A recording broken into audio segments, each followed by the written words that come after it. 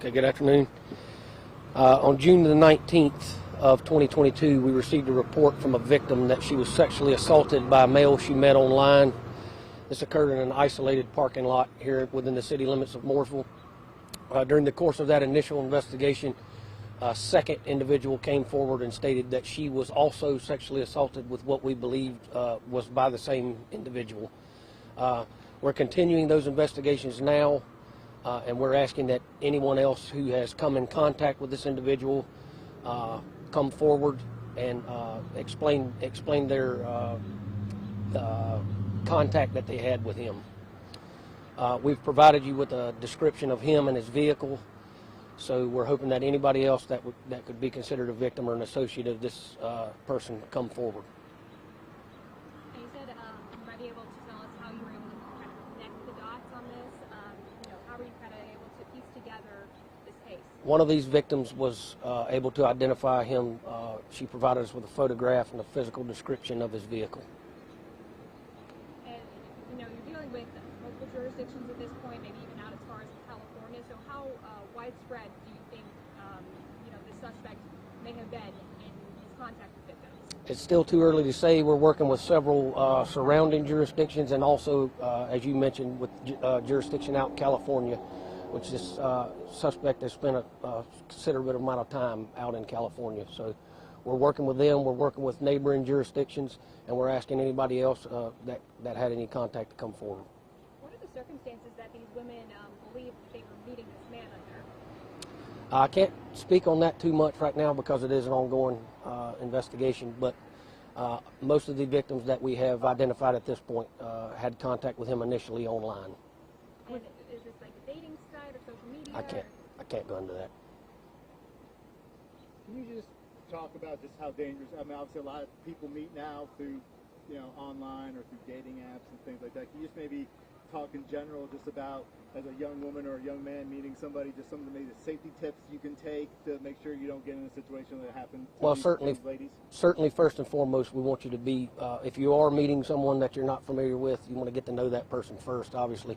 And if you are meeting with someone, make sure you're meeting in a public location, not secluded areas, not dark areas.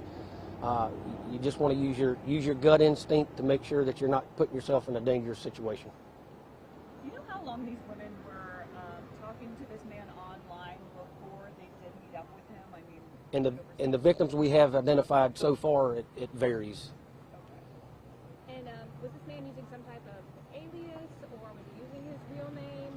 What? I can't comment on that either. So you said there were two you're investigating here locally. Is there a number on how many more that you guys, other women, you think maybe? No, we don't have the exact number yet because victims are still coming forward at this time, so we don't have a total number just yet. And this instance here in Mooresville, the first one happened on June 16th. Is that what I heard? The first one was June 19th. Yes, ma'am. June 19th. Okay. And I heard BTV saying that he left the victim in the parking lot with no cell phone, and what were That's kind correct. of the circumstances that this victim was left? Just after the incident occurred, he drove away, just leaving them stranded. Did he have any kind of weapon that he was using? I can't comment on that. How do you feel as an investigator in this case, knowing that you were able to get this person off the street, knowing how serious these crimes are and how frequent they were occurring? Well, obviously, it's a great feeling. We've got a lot of hard-working detectives in here. I've got them all assigned to this case.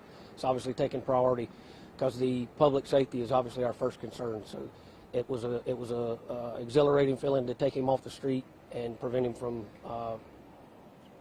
arranging any more victims. What is your message to other young women out there if maybe they think this may be the person they had contact with previously, if they may be a victim? We're asking them to come forward. We've given you all our contact information to reach out to us.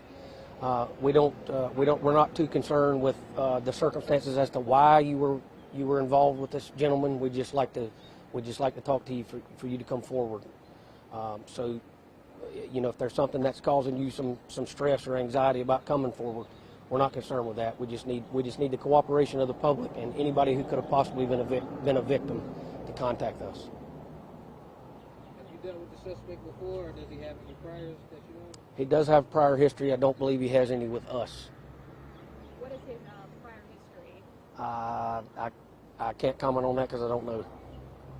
I don't know that. Is he from this area? Yes, ma'am. He is, but he has lived in other states as well. So. Is there anything we're leaving out as part of the investigation that you want to share, or anything the public can do at this time? Well, I think the most important thing we want to stress is that if you've had any dealings with this individual at all, we'd like for you to come forward so we can piece this all together, find out if there's any more victims, and obviously keep the public safe. So if anybody, I guess the message we're stressing here is if you've had any dealings with this individual at all, please contact us at the number we provided you. Do you believe anyone was helping him, in terms of interacting with these women online to kind of coax them into meeting up or anything, or do you think he's acting alone? We don't have anything to indicate that at this point.